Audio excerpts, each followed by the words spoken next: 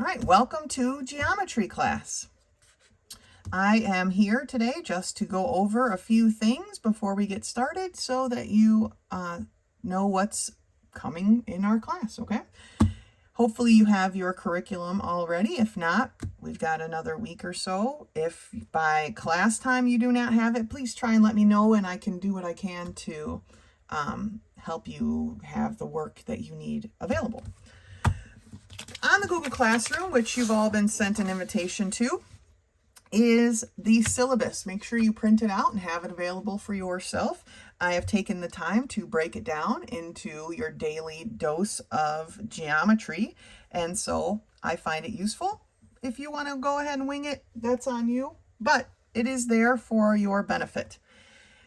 Using the syllabus, as you can see, our first class is on the 8th of September. We are going to be going over Book 1, Sections 1 through 3. Basically, we are doing all of Book 1 in the first week. It's a lot of definitions, those types of things. We're covering the entire book in 1 week. We do that because further on in the curriculum are some much more challenging information and things that we need to cover, and it allows us to slow down when we get to those and not have to rush through some challenging work, okay? So because we're covering the entire book on the very first day, I will be handing out an alt test to you that day that you will be returning the next class, okay?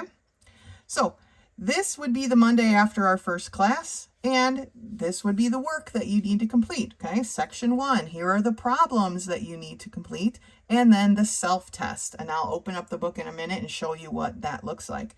And then Tuesday would be the Section 2, and so on and so forth.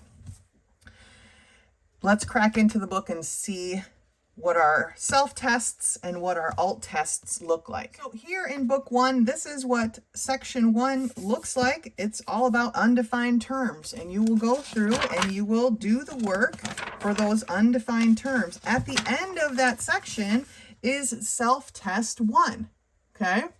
Self-test 1 is a couple of pages just right here in the book. It's got the next week on the next page. It's got the work before it, right before it.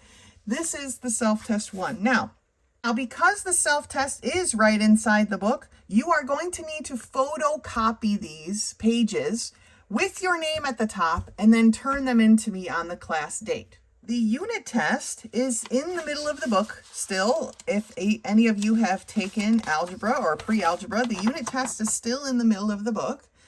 This is still going to be extra credit, okay? The unit tests are here. They are for extra credit. You do the work in there, you turn it into me on the assigned day, and you will get extra credit for it, okay?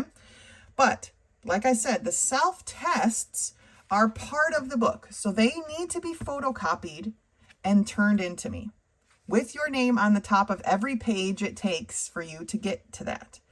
Now, sometimes these unit tests are right in the middle of a self-test. It's not at this time, this is just regular lesson work.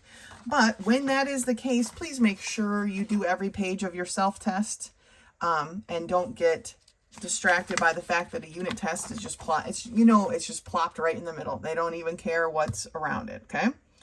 So, photocopying self-tests. The unit test is for extra credit. I will be handing out to you, when appropriate, the alt test that you will complete and return to me. Okay? Some extra things that you will need for this class are a straight edge and a protractor. I will call this a contractor a dozen times out of 10, but it is a protractor. These, as you can see, are small. They fit very nice in the book. If you have like an actual foot-long ruler, that's okay too. It just doesn't quite fit as well in the book. We're not exactly using these to measure anything.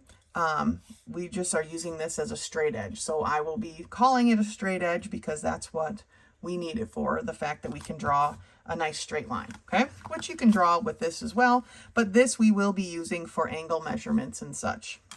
You will also need to have available, probably not the first week, but maybe not even the first couple of weeks, but you will need a compass. My suggestion is to get a metal compass similar to this. The plastic ones are okay, but they do not hold a very good angle. They wiggle and move quite easily, so they don't hold a real nice angle like this metal one does. You got to twist it to change the amount of the measurement. So I do suggest getting a metal one like this. The plastic ones are okay, but the metal ones are a bit nicer. And I suggest you get a calculator of some kind. Here are two calculators that I think work well for all of the math classes that I teach. A TI 30X and this Casio FX115ES. They're both great calculators for all of the maths that I teach.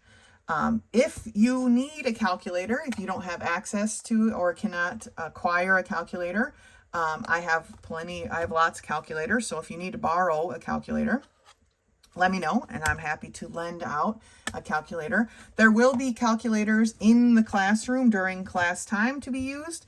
There will also be extra straight edges and extra compasses. Not the best compasses, because not everybody treats things neatly, but there are compasses to use in class if you don't want to carry your straight edges or your compass back and forth from home to school. That about wraps it up. And so then I will see you on the first day of grace. So until next time.